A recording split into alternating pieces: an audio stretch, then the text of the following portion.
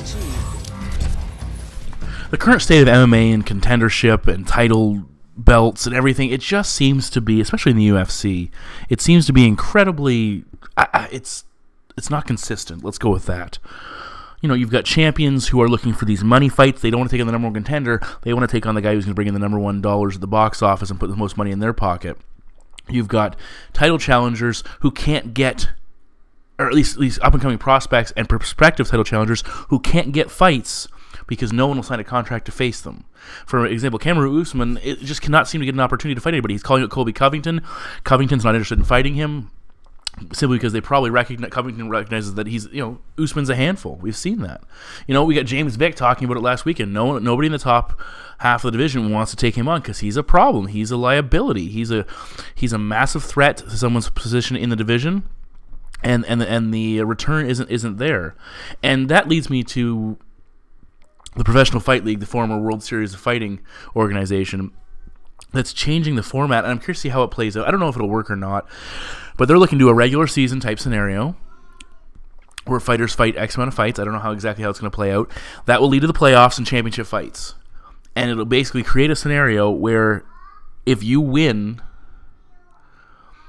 and keep winning, eventually you're going to have to face whoever's on the docket. It's not a case of you call it who you want to call it and that's who you fight. It's going to be whoever's put in front of you based on what they've done. You know, and that's why I go back, I like Bellator's previous tournament formats. I'm not saying the UFC needs to go to that tournament format, but at the same time, I love to see them do it once in a while. Say, okay, here are 8 hot prospects in the welterweight division, or 8, 4 or 5 hot prospects, a couple veterans looking to get back in it. We're going to go single elimination tournament. Winner gets $1 million and a shot at the title. I think it'd be a very interesting format. I'd be down to see that. It might eliminate some of these issues where fighters can't get fights because nobody wants to fight them. And, I want to see a little more focus on the sport. I want to see a little less focus on, well, who's going to... there's this talk of Nate Diaz fighting Tyrone Woodley. Why? Nate barely has beat anybody at welterweight. And quite honestly, he hasn't fought in a while. Why would he get an opportunity to fight for the title? He shouldn't be fighting for the lightweight title. He should be fighting, even fight somebody in the top 15, absolutely, sure. But beyond that, that's it. And it makes it a joke. Welcome back to Kamikaze Overdrive MMA Predictions. Always, I am your host, Scott Johnson. And on this episode of the show, we are breaking down the upcoming UFC on Fox 28 event, which will take place in Orlando, Florida on February 24th, featuring 4 main card fights, which I will be breaking down for you on this episode of the show. All of my preliminary picks, as per usual, available at kamikazeoverdrive.net, along with the bet packs. And the bet packs, to say the least, have been absolutely rolling. You can buy them for $15, and I've heard people, and I have people write me, and they say, look, I've gone to other people, and they've bought bet packs from other people. They pay $50, and they get 2 bets. One of them wins, one of them loses. Well, that's a good investment. I give you everything. I'm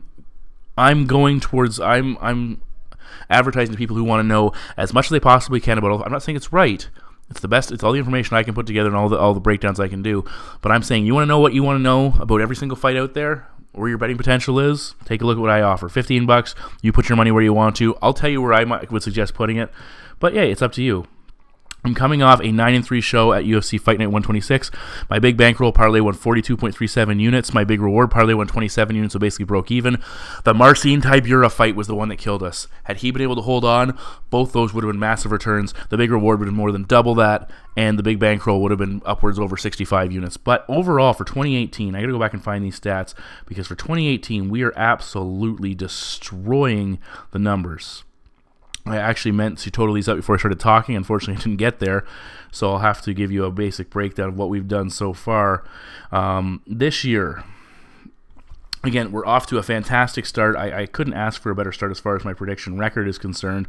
I'm currently sitting at a very respectable 51-18 for 2018, which is just huge. Now, let's see. Going into the last event, I was at 231 units won for the big bankroll and 318 units won for the big risk, big rewards. You add that onto what I just picked up, and they're huge. The big numbers are big. And people say, oh, you're third-party track. No, I'm not. I do it a different way. I post exactly what I post after the show, exactly what I post before the show.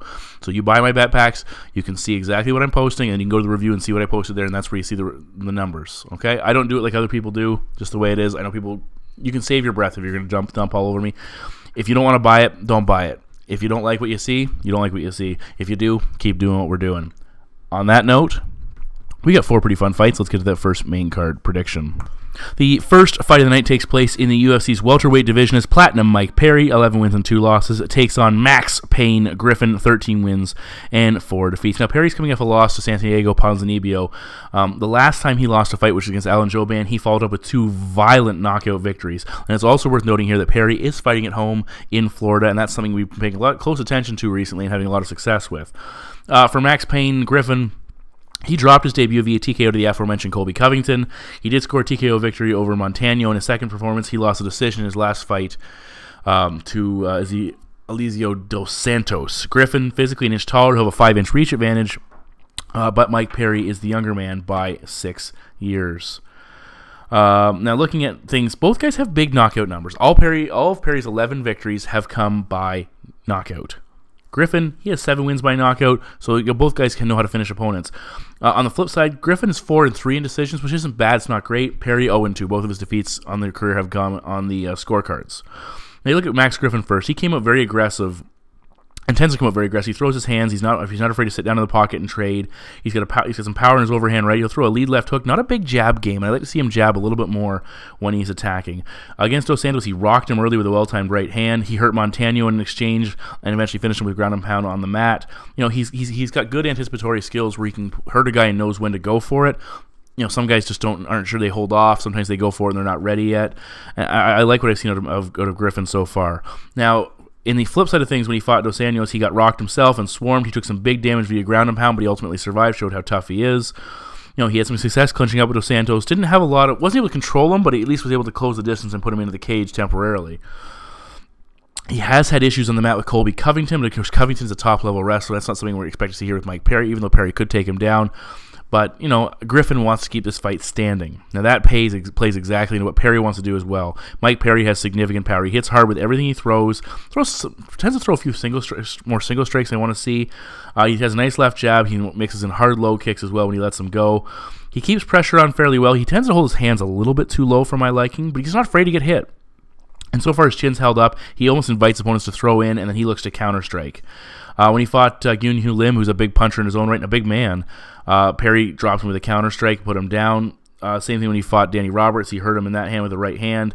Worked in some hard kicks and knees as well, winning a brawl in the third round. Really impressive fight there. I like the way Perry stutter steps forward and then launches into his attacks. It's almost like he's changing rhythms and his cadence and throws you off. If you're not sure what speed he's moving forward at, and boom, he's on top of you throwing bombs. Now, when he fought Alan Jouban, who beat him, Jouban fought to avoid the brawl, let Perry swing and miss. And we saw Jake Ellenberger have a lot of success cracking with counter strikes as well. You know, Perry certainly defensively, he's not invulnerable. Or he can be hurt. Straight right hand he had issues with from Roberts and Jouban. He was dropped with a left hand by Jouban. Ponzinibbio used leg kicks to really bust him up, and simply was the more technical fighter from start to finish. He put a lot of damage on Perry, and Perry had his moments. Might have had him stunned a couple of times, but there weren't enough of them. Max Payne Griffin, he likes to trade and stand in the pocket, and that's what Perry wants to do here. Perry's fighting at home. That's going to have him even more amped up if that's possible. I think the UFC is giving him a showcase fight, opportunity to get back in the winning track because he's a fun fighter a lot of people want to see, and of course he'll get the crowd pumping on Fox TV. You know, I think Perry has the better chin. He'll press the action. I think eventually they trade and he lands the bigger shot, and my prediction is Mike Perry to defeat Max Griffin by knockout. The second fight on the main card is a very interesting light heavyweight bout and features former title challenger, at least interim title challenger, the 5th-ranked Ovince St. Preux, 22 wins and 10 losses, taking on the legend himself, the sledgehammer, the 8th-ranked Ilir Latifi, 14 wins, 5 losses, and a single no contest. Now, OSP has won 3 consecutive fights after losing 3 in a row, so he's really got himself back on track. He's righted the ship. He's finished all opponents in that current stretch, and he's got 1 in the first round, 1 in the second round, 1 in the third round, so that's very, very impressive. For Ilir Latifi, he's coming off a win over Tyson Pedro, who's a hot prospect on the rise. He did have a knockout loss to Ryan Bader, who ultimately went to Bellator and became their champion. Latifi is 4-1 over his last 5 fights, 6-2 over his last 8. He's put together a pretty good run as well. Physically, OSP 6'3". He's 5 inches taller than Latifi. He'll have a 7-inch reach advantage. They are the same age, though. Now, looking at Latifi first, he's very quick for his size. He moves well for a big guy. He has a bit of a low stature. He's exceptionally strong. He's built like a brick shithouse. His cardio isn't perfect, but he's been showing in recent performances against Volante and then against Pedro that he can hold up over 3 rounds. Now, he tends to launch himself forward when he's attacking, and he does so between prolonged periods of inactivity. He'll throw a right jab, fire a straight right, and really, You know, it's like it's basically wait, and boom, violence. Here it comes. You know, when he fought Bader, he clipped him with a right hook. He fired 2 actually that both came up short, and then they were helping him close the distance. And then boom, that third one came in and just and hurt him. He'll throw a decent counter right hand. He throws it in the answers to kicks. He has some hard low kicks of his own, but I really like that right hand. If you throw a kick and you're a little bit lazy with your defense, he will counter, and he can do a lot of damage. There are some question marks about his durability. He took a body kick from Jan Blachowicz that put him down. He got knocked out by Bader with a kick/knee thing that landed. You know, and that's something we have to worry about when he's exchanging with a big, strong man like OSP. Now, as I said, he's a very, or maybe I didn't mention already, you already know this, Latifi is a fantastic wrestler, a very good, strong, physically dominating wrestler. He does a nice job with timing his opponent's kicks and driving forward for a takedown. If he locks his hands along the cage, he can simply elevate and slam his opponent to the mat. He will bull forward behind hooks and then change levels for a takedown as well. He sets his takedowns up fairly well. Once he gets in close, he leans on his opponent, makes them carry his weight, he wears them down, he'll control them on the cage. And one thing I like, he establishes an underhook if he pushes his opponent in the cage, and then throws a left hand over the top, just enough to do damage. It can hurt, and it keeps him in that dominant position or controlling position, and the ref can't break him up. I like that. That's something I expect to see him do here. Once on the mat, good top control. He kept Pedro on the mat. He will look for chokes. He's capable there, but again, he just wants to keep you on the ground, earn that position, win that position, do some damage, but not give it up. Now, OSP, the guy is kind of an enigma. He's been around for a while. We've seen him in Strikeforce have a lot of success. He just can't seem to crack through those big wins that he should get. He's a good athlete. He's a plus athlete. He's fairly skilled. He's showing, but he's still raw. He comes off as a raw type fighter who could be tightened up and really be something. His cardio, a bit of a question mark. At times it looks okay. Other times it doesn't look so great, and that could be preventing him from taking that next step into the upper echelon. He throws good single strikes. He's a good kicker. He's got some good kicks. He'll throw a front kick and a back left leg body and high kicks. And because he's a southpaw striker, those kicks are open. They can do a lot of damage if he goes to the body, goes to the head. Those are 2 areas that we've seen Latifi hurt in. He throws a decent straight left. He'll throw a left jab as well. You know, I said, because he's a southpaw, he's got that nasty left leg kick. When he fought Corey Anderson, a fight he was definitely losing in, he landed that head kick that put him down, had him in a lot of trouble. Didn't have him a lot of trouble. The fight was over when he cracked it. He was losing that fight almost arguably until that landed. OSP, as I said, he has power and he can counter with it as well. He landed a counter left hand against Shogun to put him down. Uppercut to take out Patrick Cummins. Now, OSP, in an attempt to conserve his cardio, he comes off as very relaxed when he's striking, but he hangs his hands a little bit low for my liking. His chin tends to go up, especially when he starts to slow down and take some damage. He backs up. And we've seen him knocked out, and we've seen him hurt before, and that's definitely an issue.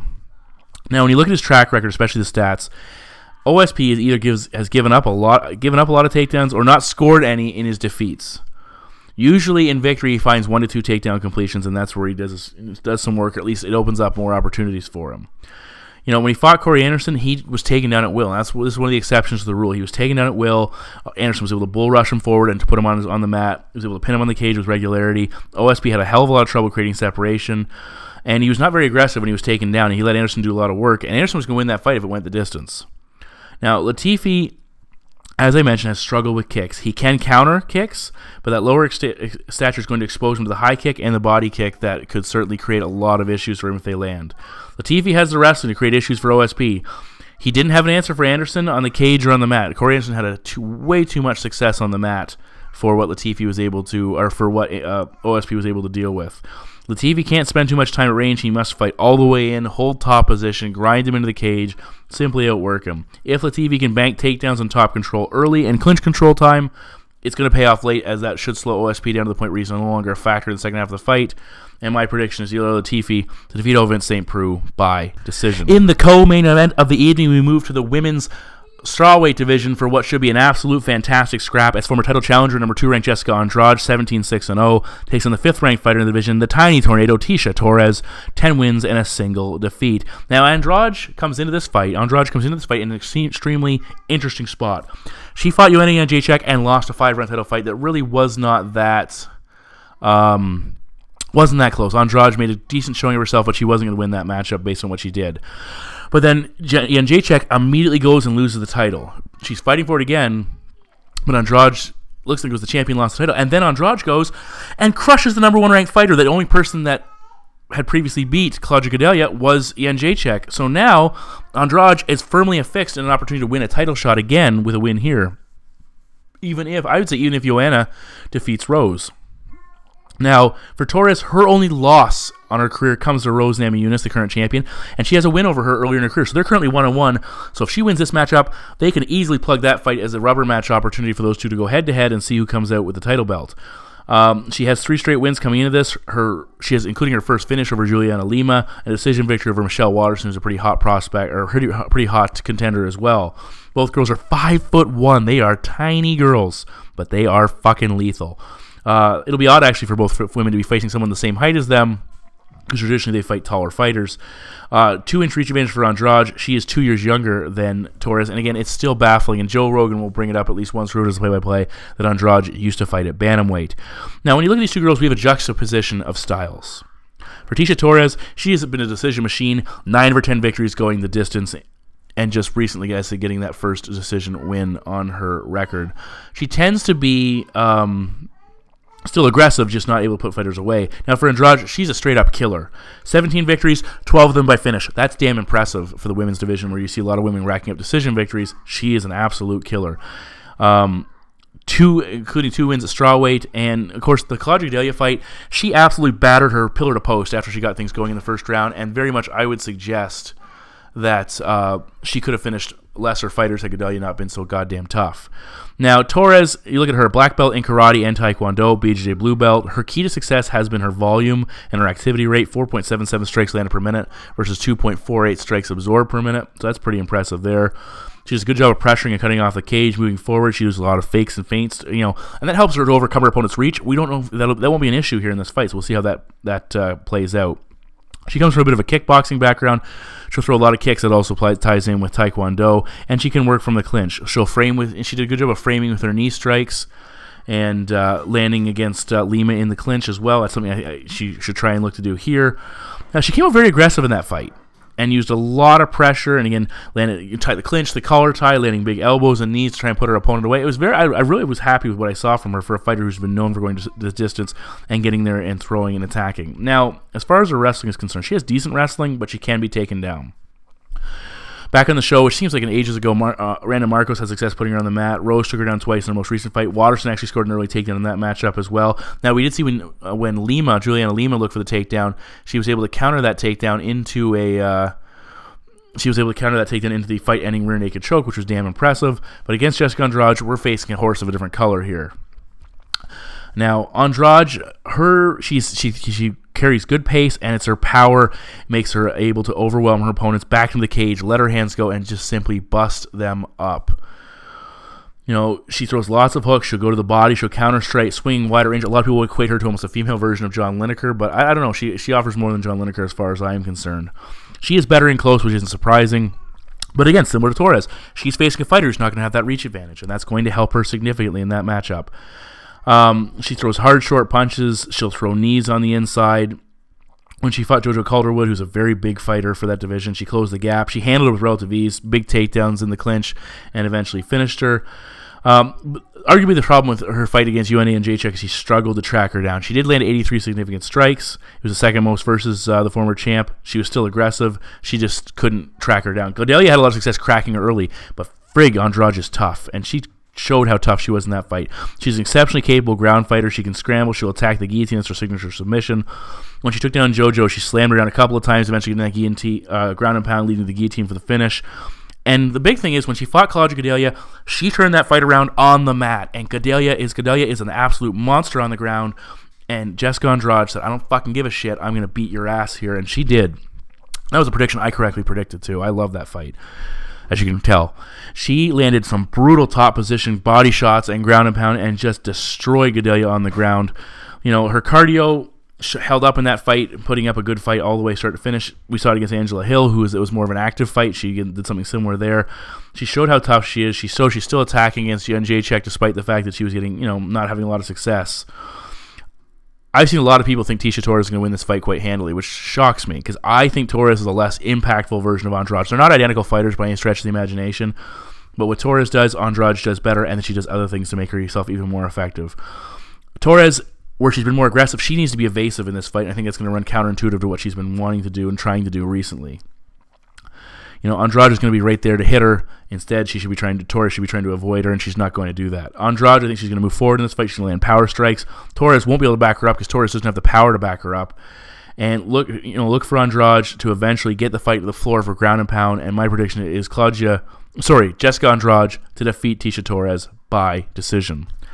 Finally, in the main event of the evening, we're in the UFC's featherweight division, is the 4th-ranked Josh Emmett, 13-1-0, newly minted top-ranked fighter, takes on the 7th-ranked Jeremy Little Heathen Stevens, 26 wins and 14 losses for Stevens.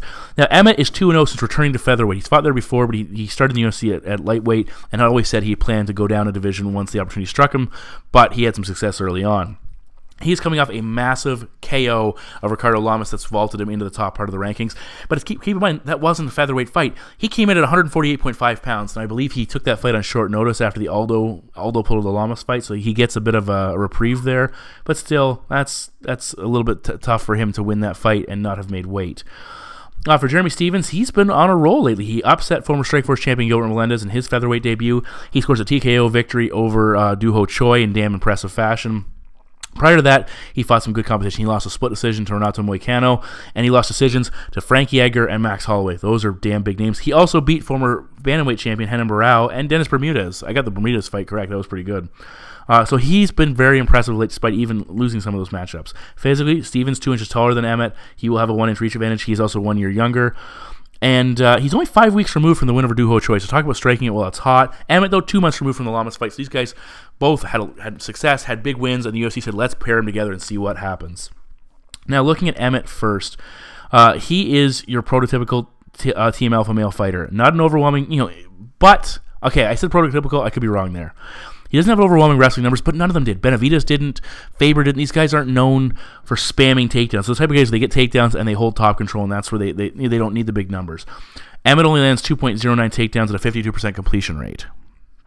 He put up 8 against Scott Holtzman, and he's landed a combined 1 takedown in his other 4 fights. So it's basically the product of one fight where he showed he can wrestle. If he wants to, he can put guys in the mat, but that's basically all he offered in that matchup. As far as wrestling is concerned, that's all he's shown is his wrestling there. Now, it's going to sound weird despite the fact he's a very big featherweight, and that KO was thunderous, but he hasn't been a huge knockout threat in his career. 4 wins by knockout, 2 submission victories, compared to 7 wins by decision. So obviously those numbers are growing, but we'll have to see if that the divisional drop translates to more finishes. Now, one of the big staples of the Team Alpha male fighter is that big overhand right, and Emmett launches himself forward, firing that overhand right, looking with bad intentions. He throws everything with fat power, and that's a big question mark. Over 5 rounds, how does that style hold up? If he can't get Jeremy Stevens out of there, can he continue to throw with power into rounds 3, 4, and 5? He throws a decent left jab. He'll throw some low kicks as well. He likes to throw those hooks while launching forward and attacking. Ultimately, it was a left hook that put down Ricardo Lamas. He can counter-strike as well. When he fought Des Green when his last fight at lightweight, he lost the striking exchanges 57-41. He lost the takedown battle 1-0, and it was his gas tank that gave out. Green was able to stay more active and eventually get the win in that matchup. So you have to wonder, if Emmett is falling in love with that knockout ability, is that actually going to be more of a curse than anything and cause him to fight lesser? Now, you look at Jeremy Stevens, the guy has big power, and it's more than just his hands. We've seen a head kick knockout of Hani Jason. We saw the flying knee of Dennis Bermudez, the ground and pound stoppage of Doo Ho Choi. The guy knows how to put opponents away. He can end a fight with 1 punch, or he can, and that's kind of the curse situation that he deals with. He can end a fight with absolutely 1 punch. Absolutely can do damage and put guys away. At the same time, he can spend the entire fight looking for that knockout and chasing it and get outclassed, and that's definitely an interest. He needs to be more. He needs to be more diversified in his offense. He's got a bomb of a right hand. He throws a nice straight right hand counter to the leg kicks. He will go to the body and low kicks. He had a lot of success with those low kicks against Gilbert Melendez, which is a weapon I expect to see him use here. He was attempting to use it in the Doo Ho Choi fight. His cardio's not bad. He's gone 5 rounds before. He went 5 with Cub Swanson. He carries his power deep into fights well. We saw him stop Dennis Bermudez late in that matchup, and that's a big thing. With Stevens, he's showing with the leg kicks, with setting things up with the jab more, he's becoming more of a diversified fighter. Opponents have more success when they remain technical with him. They use feints to break him down, not let him get his rhythm started. When they're more technical, that's when they have success. That's not what Emmett does. We did see Stevens have trouble finding Choi early. He eventually got his timing down, drew him into a firefight, and took him out. Emmett is going to want to throw down with Jeremy Stephens. That's what he's going to want to do. I almost guarantee it. He will slow down from the combinations of throwing too much power and taking damage that Jeremy Stephens throws at. Jeremy Stephens is the more natural striker. This should be a stand-up war. I favor the more experienced fighter. The guy's got more power, and he's been through this a little bit more often. And I'm not quite ready. I know Lamas has been knocked before. I'm not quite ready to sell out and anoint Emmett as one of the top-ranked guys.